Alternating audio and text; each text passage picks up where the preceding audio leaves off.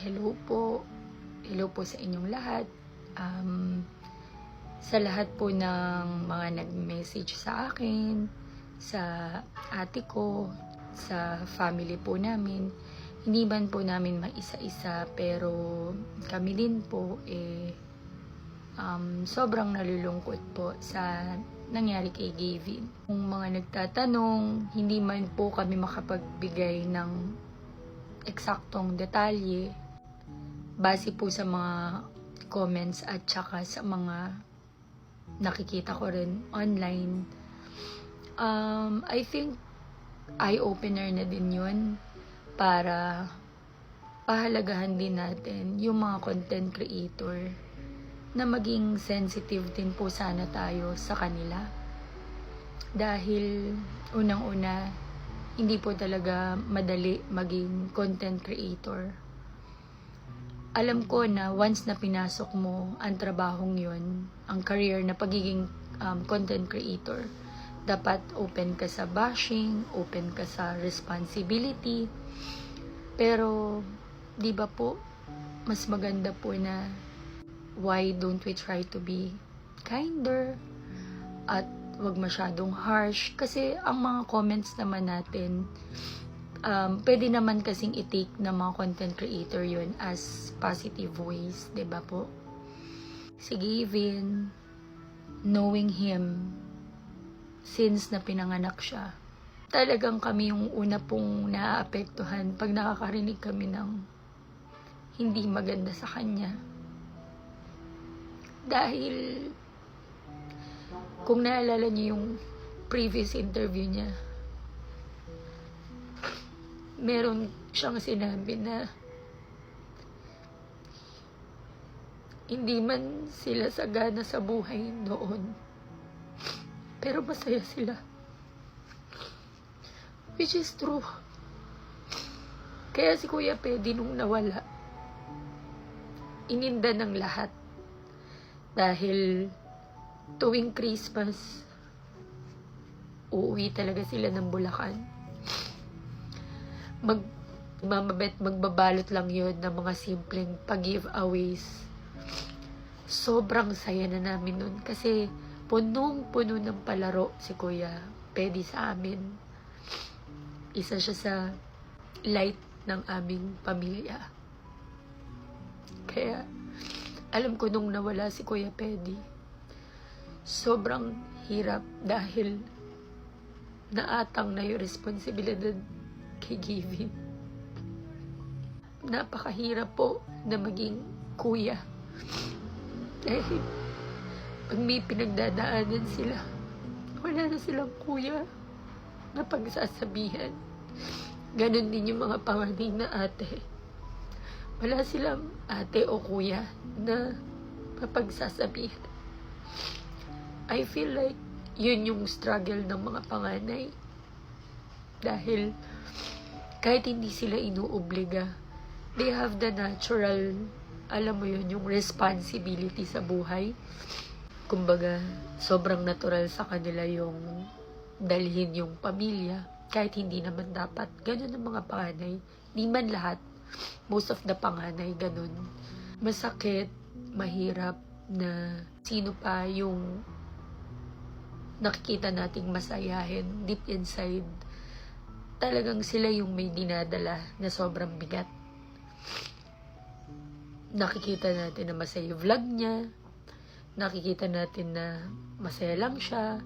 Pag nakakasalubong natin siya, kailangan niyang maging masaya.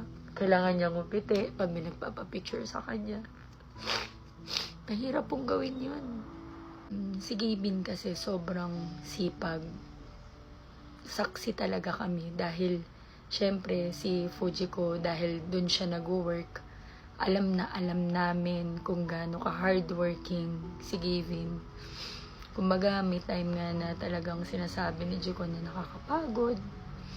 Pero, sinasabi niya palagi, what more pa kaya si Kuya? Lagi silang ganun. Pag napapagod sila, lagi nilang naiisip si Gavin na ano pa yung pagod ng tao na to. Kaya, sobrang na-amaze kami sa kanya. kapag may nagtatanong sa akin dito sa amin o sa mga nakakakilala sa akin na tita ako ni Gavin, sinasabi nila na, Ate Em, ang yaman na ni Gavin, ano? Lagi ko sinasabi na, kasi yun yung nararapat sa kanila. Bata pa lang sila Gavin, silang tatlong magkakapatid.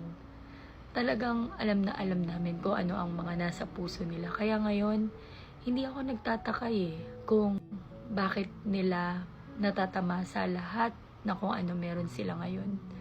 Gustong-gusto ko rin bigyan ng credit si Mama Beth dahil sabi ko nga sa kanya nung birthday niya, meron tayong mga bagay na minsan tumitimo sa ating mga puso na wala lang sa'yo, pero sa ibang tao, it's a big impact sa buhay nila.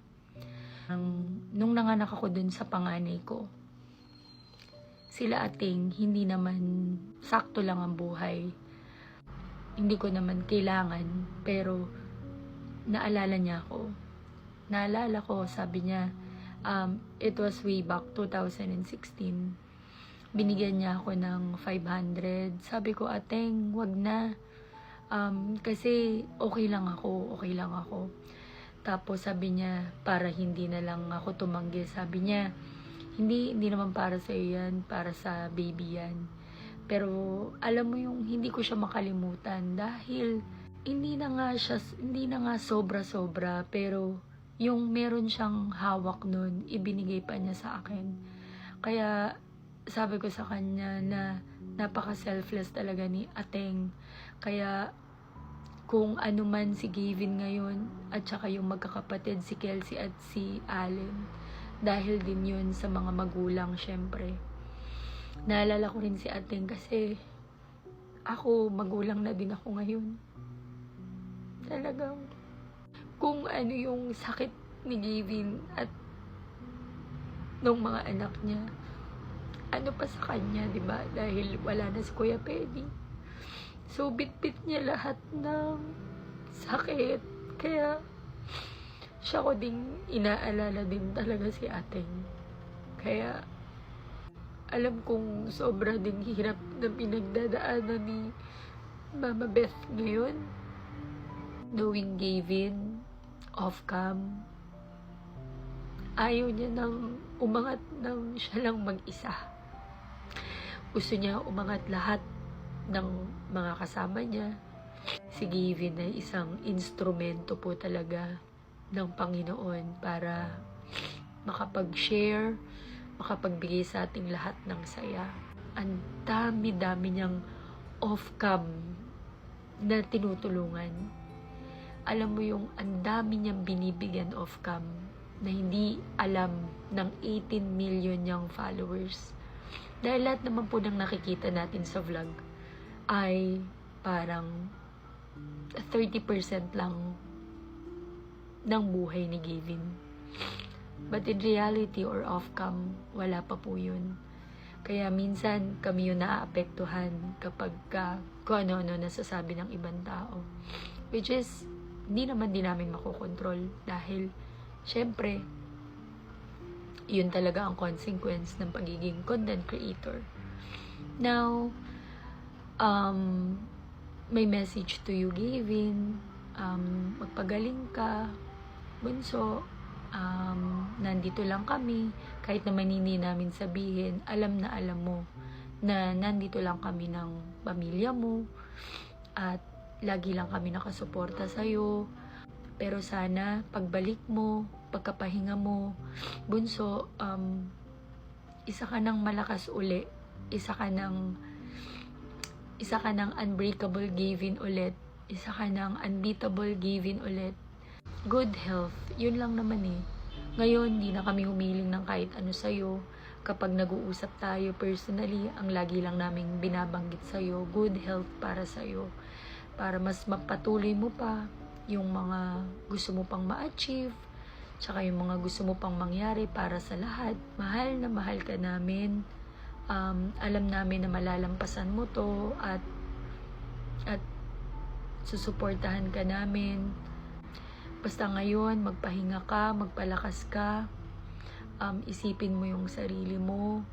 Kung pwede, mag-travel ka, gawin mo lahat. Pumunta ka sa lugar na magiging free ka para maging free din yung puso at isip mo. Gavin, salute sa'yo forever. We love you.